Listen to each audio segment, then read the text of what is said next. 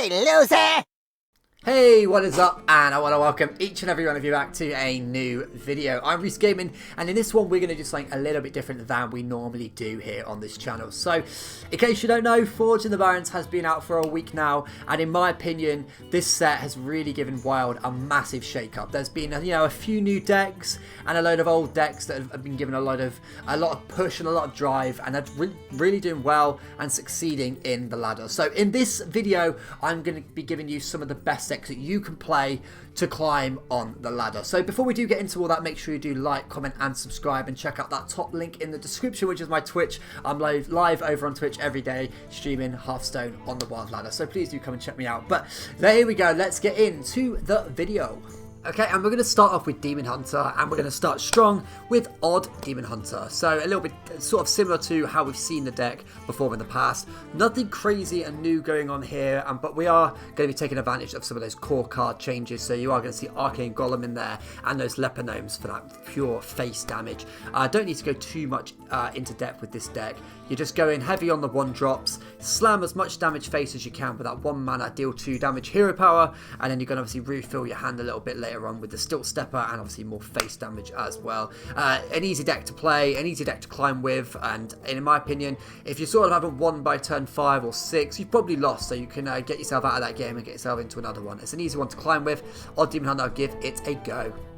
Okay, so coming up next we do have some Druid decks, and these two decks take full advantage of the Celestial Alignment, the brand new card from the Barrens. So this deck is all about sort of heavy drawing, doing normal things that Druid does, so Ferocious Howl, Branching Paths, Overgrowth for the ramp, and then you're going to be hitting that Celestial Alignment, which is going to set both players mana to 1. But what this deck can do though is obviously you heavy draw your deck, so you put your deck down to as minimal cards as you can, and then you're going to Celestial Alignment, Togwaggle, give your deck to your opponent, and then they can't play that ransom spell to swap back because their mana is 1. So yeah, it's really powerful, and obviously you can chuck out Azalina as well to make sure that they don't swap back. So a very fun deck, sort of a more modern take on the Togwaggle Druid list, and you'll definitely succeed with this one.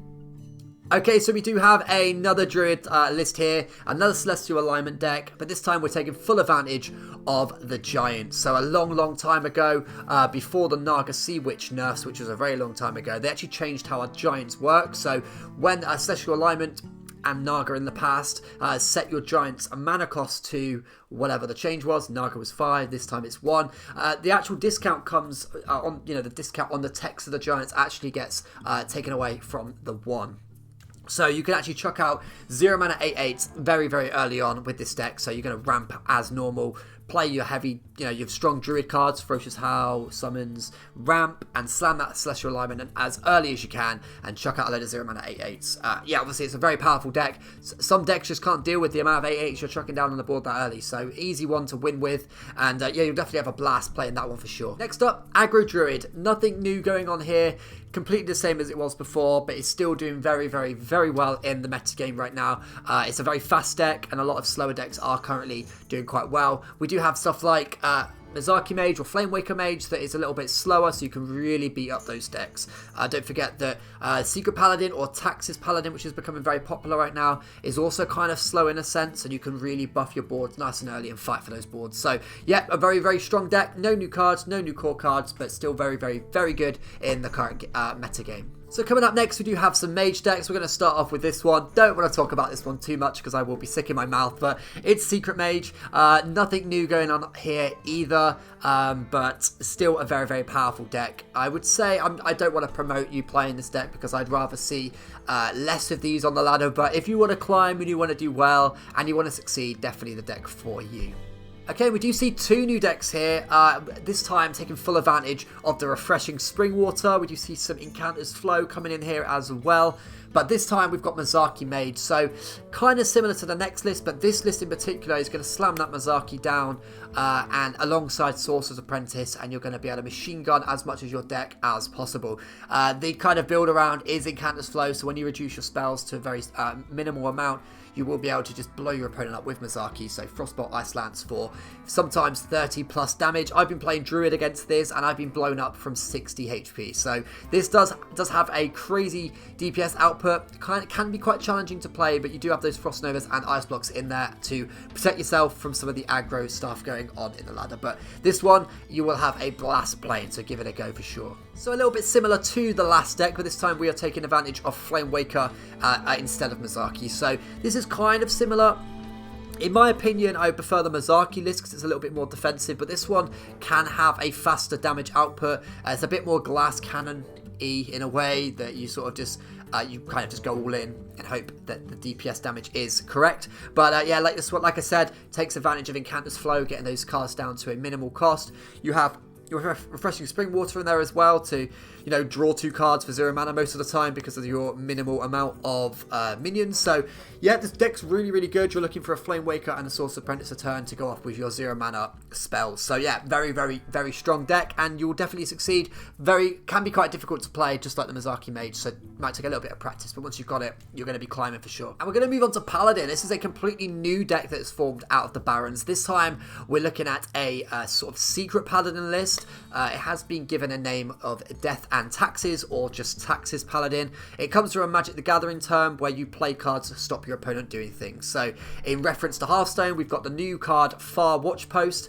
When it sits there, every time your opponent draws, that card they draw is going to cost 1 more than it should, and obviously it caps at 10. You've also got Weblord in there, which is a very similar effect, so when it just sits there, your opponent can't play Battle Cries. Well, they can, but it costs 2 more, but with the combination of Watch Posts, they can really get locked out.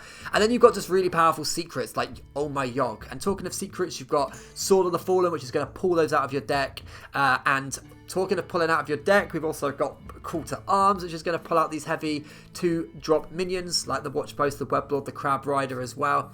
And with the Crab Rider, you've got the heavy DPS buffs that Paladin has to offer, like Blessing of Kings, Seal of Champions, Blessing of Wisdom. So much going on in this deck, and it intertwines so perfectly, in my opinion. I really do think this is a powerful deck, and yeah, probably the sort of more fresh feeling deck to come from Barrens. But really, really good one to play. Not fun to play against, but yeah, you will definitely climb for sure. This one is definitely a keeper in the metagame. Moving over to Priest, we've got this list, which is of course your classic big Priest list. There are a few new cards in here. Let's talk firstly about Thrive in the Shadows from the core set. It's very similar to Shadow Visions, but instead of discovering a copy from your deck, you're just going to discover a card. So it's discover a spell, sorry. So you'll be able to fish your Shadow Essence nice and early to keep that consistency of the deck up. We also get a Mass Dispel in here, which is a little bit different to normal. That's going to be really good against your Taxes Paladins to silence those towers to keep your deck online, which is really nice. Don't forget about Light Shower Elemental as well, a brand new card from the Barrens set. It's a 6 mana 6/6 taunt. When it dies, it's going to heal 8 health to all friendly characters. It's a really nice card to get out nice and early off Shadow Essence, and yeah, obviously really nice against any aggro that's going on, which is actually quite a lot. So yeah, this deck is obviously not much has really changed. It's just like a few tech card changes, but a really, really strong deck, and you'll definitely climb for sure.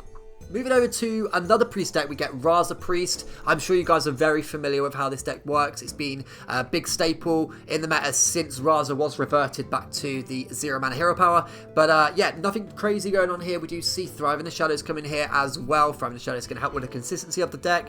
And don't forget, we also get a brand new minion from the core set, and that is Talon Fordring, a 5 mana minion with Taunt and Death Rattle. When it dies, it's going to draw your highest cost minion from your deck. So what's your highest cost minions in this deck? You've got Reno, you've got Raza, you've got Polkout, which is obviously going to flip your deck and make you draw Anduin. So yeah, Talon in this deck really does bring the consistency up. I've just been looking at some stats before recording this, and it's kept in like 6%. It's kept in your opening hand like 6% of the time, and when you play that thing on curve, it actually boosts your win rate up to like 65%. So that is kind of crazy when you think about it. But yeah, this deck's doing really, really well in the metagame. Nothing too crazy going on in terms of differences, but still very, very good. Moving over to Rogue, we of course have got this list, which is your Caverns Below Rogue, your Quest Rogue. Nothing new going on here in terms of the core set and the Baron set, but it's still a very strong deck that you can play in the meta. Still a huge staple, a powerhouse.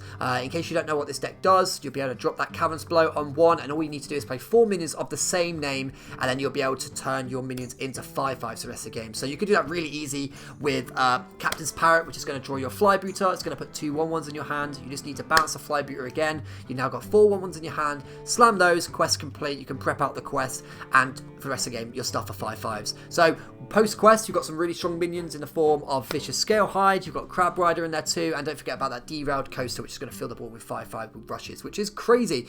Yeah, a really strong deck. Does get beat up by aggro, so just be aware of that, but a very, very strong deck in the current meta. Talking of strong decks in the meta, we've also got Kingsbane Rogue, which to me hasn't really changed, but we do see a few new cards pop up in this list. So starting from the top, we've got Paralytic Poison, a brand new spell for Rogue this set. It's going to give your hero immunity whilst attacking, and also give that weapon buff as well, which is really nice for Kingsbane. It also means you can, give your hero immune, give that, and then also use your Kingsbane to train into big things, which is really nice. We've also got another poison with Silverleaf Poison. This card was broken on day one, in terms of actually was game breaking, but now it's been fixed, so it's working really well, and every time you swing in, you're going to draw a card, which is really, really nice for the deck. There are only 2 changes, but that aggression, the heavy draw package, just everything about this deck is still so fast, and you'll get some easy wins with this one. So if you like aggro and you like your weapons and you like your rogue, give this one a go for sure. Talking of aggression, we do have this that's come straight out of the Barrens set. We do have Murloc Shaman doing really, really well in the current wild format. Well, we've got new cards in the form of Spawn Pool Forager, just a nice little 1-drop Murloc. Heading down the list, we've got Firemancer Flurgle, which is as crazy as everyone predicted. If you Toxfin that and it's not dealt with, you can just clear board after board after board. That card is insane. Talking of insane, Lushwater Scout is a very strong Murloc. Just having that on board and be able to trade away your 1-drops, like Mermy and Forager, you're going to be able to trade those in, give the Death Rattle Murloc rushes as well. It's really, really good to fight the board. South Sea Coast does exactly that as well. Not South Sea, South Coast, just South Coast. Being able to deal 2 damage early to fight the board early is really, really, really powerful. And then don't forget about that No Fin can stop as a huge buff for the deck, and it's going to be able to build the board up nice and early, and then secure it with that big buff. So yeah, Murloc Shaman is doing really, really well in the meta game, and I'm pretty sure this is going to stick around for a little while. It's really, really strong. We also see Even Shaman make a return. I always feel like Even Shaman always comes in and out of the meta depending on how things are doing, but this time we see a bit more of an aggressive version, taking advantage of the new Murloc. So we see Firemancer Flurgle coming here, although the new we've got the South Coast Chieftain in there, and then although Crab Rider and Underbelly Angler are not new, of course they're very, very powerful Murlocs, and we'll be able to fish those, excuse the pun, with ice fishing as well. Don't forget, Flame Tongue Totem was reverted back to its 2 costs, so we already see this bit more aggressive package come in, and obviously we get to fight the board nice and early with all of that. We've got the Merc Spark Eel, another 2 damage, deal 2, 2 mana, deal 2. We've got Wriggling Horror to fight the board early, and then we've got that Splitting Axe to copy all your totems. It's really, really powerful. And also don't forget about the new hero power, getting that Strength Totem to fight the board and give things buffs. And when that's copied, yeah, it can really snowball. So Even Shaman is actually doing really well right now. And if you like Even Shaman, and you kind of miss playing it, because I know I do, give this one a go for sure. Okay, we also see Warlock make a return. This time it's a bit sort of more control. I always kind of see this one as more like a cube lock, but minus the cube. So what we've got going on here is very typical Warlock things. Your heavy, really strong 1-drops. And then of course you'll be heading into that Void Caller turn and Skull of Minari, and you're going to be able to cheat out those big demons nice and early. So Void Lord and Enhanced Dreadlock, of course, make the cut as well. You've got Archwitch Willow to cheat out those 2, and then late game bombs in the form of Blood Reaver Gul'dan and N'Zoth. Just on the while we're talking about N'Zoth, don't forget we've got Barrel Albatross in there as well. That's been reverted back to its 3 cost, so we can sort of get those birds into your opponent's deck and mess up your opponent's draws, especially when Raza Priest and Big Priest, for example, are so prominent in the meta now. You can really mess up those draws. Talking of messing up draws, Firewatch Post is really good in Warlock too, just having that nice and early. Don't forget there's not many good 2-drops in Warlock, so if you don't feel like hero powering, maybe you could just drop a Firewatch Outpost early, depending on sort of what matchup you're in. But yeah, Control Lock, Demon Lock, Cube Lock, minus a cube, whatever you want to call it. This is doing really, really well. Give it a go. Don't forget about Dark Glare Warlock as well. Still doing very, very well in the current meta. Dark Glare, the minion is still very, very powerful. We can still take full advantage of that with Kobold Librarian. Don't forget about Penflinger. Hopefully that gets nerfed soon. Tour Guide as well. I'm talking of new cards. We actually get Tamsin Roman here as well. A very, very strong minion. you'll be able to cast your shadow spells and get a free copy back to your hand that you can play, which is really, really nice. We've got some really nice shadow spells in here. We've got Spirit Bomb, don't forget about Raise Dead, although you can't really get a copy back, it's still shadow. We've got Solarium in there too. Defile is a shadow spell too, which actually makes an appearance in the deck.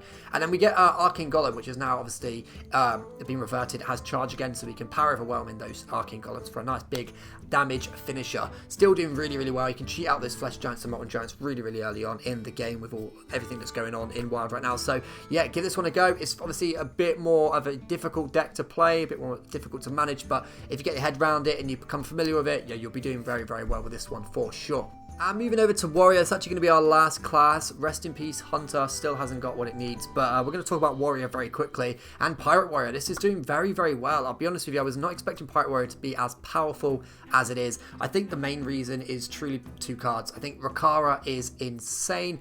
When I read Rakara initially, I completely read it wrong, I'm not going to lie. I thought it was when a minion attacks and survives, meaning damage, but it also just means whenever you just smoke, it's going to get a buff. It doesn't actually matter whether it takes damage, it just gets a buff. So, excuse what she says, whenever a minion attacks and survives, it gets +1/+1. It is ridiculous. It's so snowbally. If you can get her out early on turn 3 with the crazy 1-drop opener, it's just game winning. If it can't be dealt with, you win the game, as crazy as that sounds. So yeah, another new card is Outrider's Axe. It's a great weapon to buff. Whenever you attack and kill a minion, you're going to draw a card. So it's very Pirate Warrior-y.